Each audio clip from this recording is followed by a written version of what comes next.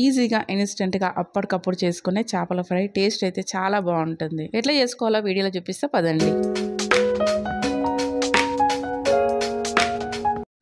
ఒక ప్లేట్లోకి 1 స్పూను అల్లం వెల్లుల్లి పేస్టు, కొద్దిగా పసుపు, 1/2 టీ స్పూను గరం మసాలా, ఒక 1 టీ స్పూను ఫుల్గా వచ్చేసి ధనియాల పొడి, తర్వాత దీంట్లోకి రుచికి సరిపడా ఉప్పు, అలాగే కారం కూడా వేసుకొని దీంట్లోకి ఆయిల్ అయితే వేసుకోవాలండి. ఆయిల్ వేసుకుంటే బాగుంటుంది చేపకు పట్టించినప్పుడు. అలాగే 1/2 చెక్క నిమ్మరసం కూడా పిండుకోవాలి. ఇవి ఆయిల్ నిమ్మరసం అనేది కలుపుకొని చూడండి, చేప ముక్కకి పట్టినప్పుడు టేస్ట్ అనేది బాగుంటుంది.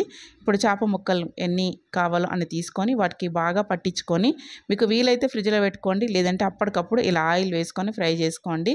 ఒక్క చేప పీస్తో అన్నం మొత్తం తినేయచ్చు, టేస్ట్ బాగుంటుంది. అయితే కొంచెం గ్రేవీ అనేది మిగిలింది కదా, లాస్ట్ చేపలు మొత్తం ఫ్రై అయిన తర్వాత ఆ గ్రేవీని ఇట్లా ఆయిల్లోకి వేసేసుకొని ఫ్రై చేయండి. ఈ గ్రేవీతో అన్నం తినేయచ్చు, అంటే ఒక్క చేప ముక్క ఈ గ్రేవీతో.